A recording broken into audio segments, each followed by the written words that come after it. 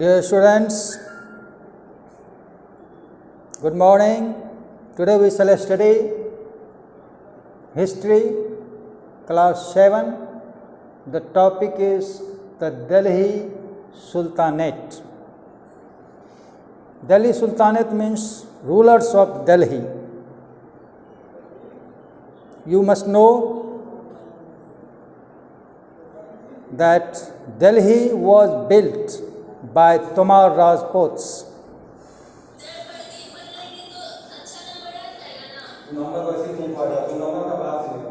Tomar Rajputs were defeated by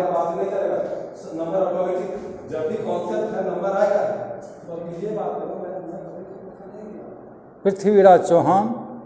You must know who was Prithviraj Chauhan. Prithviraj Chauhan was ruling in Delhi in 1175 to 1192. He defeated Muhammad Ghori. Muhammad Ghori was ruler of Gaur in Afghanistan.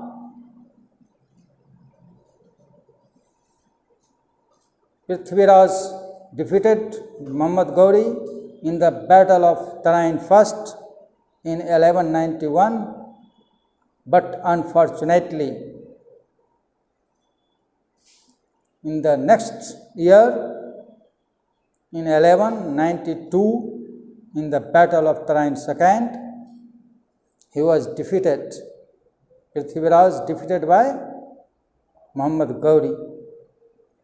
And this defeat of Prithviraj was a turning point in the history of medieval India. For the first time, Muslim empire founded in India, although Muhammad Ghori, after appointing Qutbuddin Aibak, the commander-in-chief of his army, to Delhi, Muhammad Ghori went to his country, Afghanistan, at Gaur. So we see that Qutbuddin Aibak founded slave dynasty, as he was slave to Muhammad Ghori. Muhammad Ghori had 200 slaves.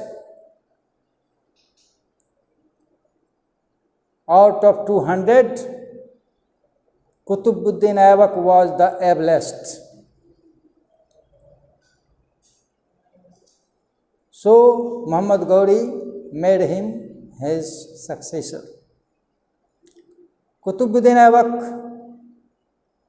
was called Lakh Waqs. Lakh Waqs means giver of lakhs. He was very famous for generosity, for charity to people.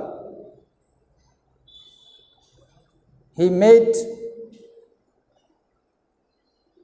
mosque in Delhi named Qutbul Islam and Adhai Din Ka Jhopda. But he died for next 4 years. He ruled only for 4 years. From 1206 to 1210 he ruled. He could not consolidate his empire. Next ruler of Delhi after Qutbuddin Aibak sat on the throne of Delhi was Shamsuddin Iltutmish. He was also slave of Qutbuddin Aibak. Iltutmish was also son-in-law of Qutbuddin Aibak. He was very handsome and very able administrator. He was called the real founder of Sultanate, because you see that Qutbuddin Aibak had not enough time to consolidate the Delhi Sultanate. It was Iltutmish. He consolidated the Delhi Sultanate from east to west in Afghanistan, Pakistan, present day, were captured by him. Nevertheless, he was the ruler of whole of India, whole northern India, because southern India was untouched in those days. After Iltutmish, you see that his sons were not capable of ruling the empire founded by Iltutmish. But it was her daughter, Razia Sultan.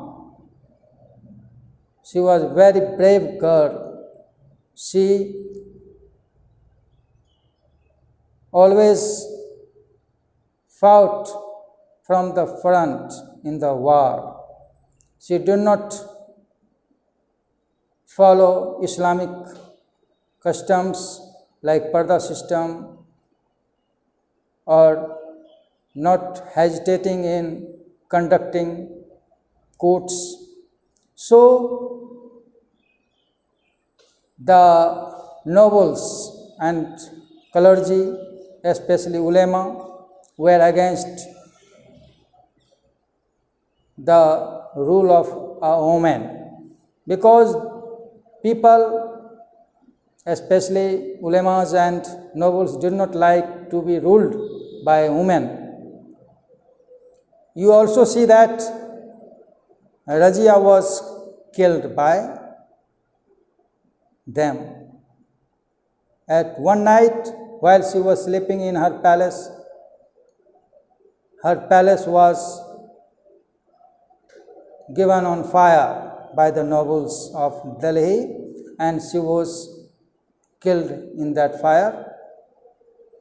After Razia Sultan's demise, we see few rulers who sat on the throne, but they were not capable to rule for many years.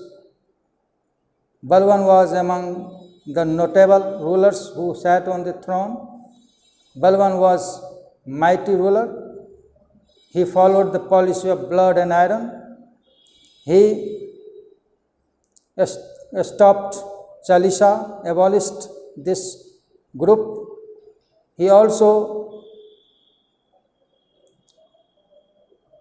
protected his empire from Mongol invasion. Again, you see that Balban started Sijda and Paibos in his court for proving the loyalty for the emperor. After Balban, slave dynasty did not last long. After that, we see the Khalji dynasty. First ruler of Khalji dynasty was Jalaluddin Khalji. He ruled for only 9 years. After that, his nephew Alauddin Khilji killed him and himself sat on the throne of Delhi. Alauddin Khilji wanted to be a world conqueror. He was the first ruler of Delhi. He also tried to conquer the South Indian territories. And actually, he established a large empire in India. After Alauddin Khilji dynasty also not last long due to incompetent rulers. Next, we see that Tughlaq dynasty from 1320 to 1413. In Tughlaq dynasty, it was founded by Ghiyasuddin Tughlaq. Ghiyasuddin was able ruler. He expanded his territory in India. After him, his son Muhammad bin Tughlaq sat on the throne of Delhi. He was very much a scholar, but he is also called the mad emperor of India, as he made great plans, but he could not execute these plans properly. He shifted his capital from Delhi to Daulatabad, as he thought that from Daulatabad, called also Devgiri, from there he could control the whole of India. So he shifted his capital from Delhi to Daulatabad, Devgiri, in the month of May. May is the hottest month of the year in India. During this time, people of Delhi was told to move from Delhi to Daulatabad with bag and baggage.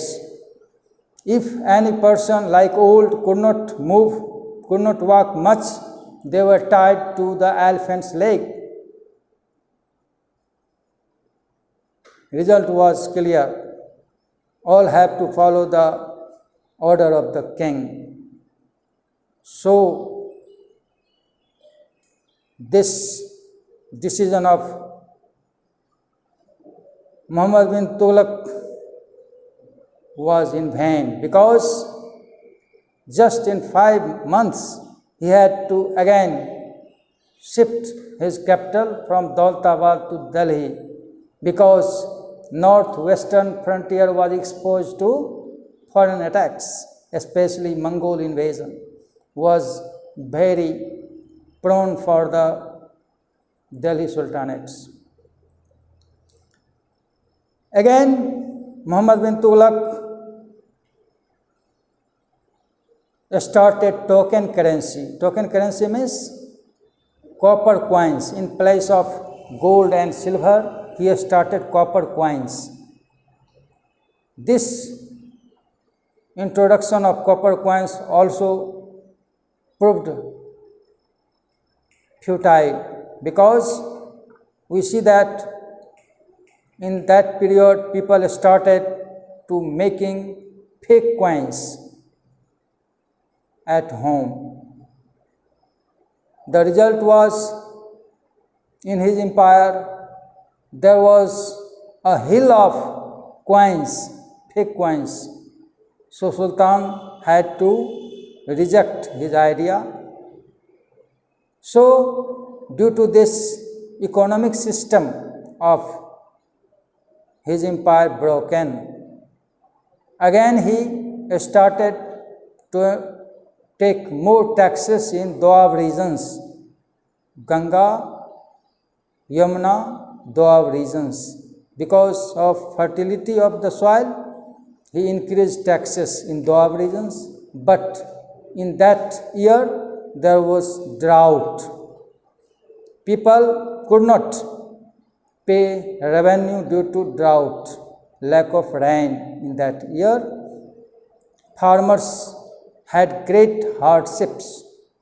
So at last he had to withdraw his order. So we see that he had great plans, but he did not try to execute his plans properly. So he ruined his economy due to his orders. Again, after Muhammad bin Tughlaq, we see that his son Firoz Shah Tughlaq sat on the throne of Delhi. He was benevolent ruler. He built many cities like Firozpur, Jaunpur, etc. He was also made many mosques, also made many gardens in Delhi. He also founded today's Firoz Shah Kotla ground made by him. He is also known for benevolent works. He did many works for the people. Unfortunately, he was intolerant towards the Hindus because he demolished many temples of Hindus. On its place, he made many mosques. So, this was the dark side of his kingdom. Again, we see after Firoz Tughlaq, his empire came to an end. Then Sayyids came to throne of Delhi. Sayyids, Khilji Khan. In the meantime, Taimur Lung attacked India in 1398. He broke the Delhi Sultanate, and his commander-in-chief Khilji Khan sat on the throne of Delhi. Next ruler was Ahmad Shah, and not famous than that dynasty also end. Now last dynasty of Delhi Sultanate was Lodi dynasty, founded by Bahlol Lodi. Bahlol Lodi, after him Sikandar Lodi was the most famous. Then you know Ibrahim Lodi, who fought against Babur in the battle of Panipat first, and you know that due to cavalry and due to artillery, Babur able to defeat the army of Ibrahim Lodi. Although Ibrahim Lodi had 250,000 soldiers, but only Babur with 5,000 soldiers defeated.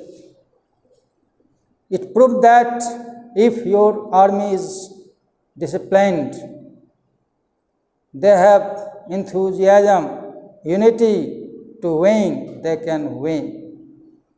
In this battle, Babur used artillery, and the world so that now India is going to be slave because there is the army indisciplined. There is no power in India to control all the powers in India. So after Babur we see Mughal Empire founded.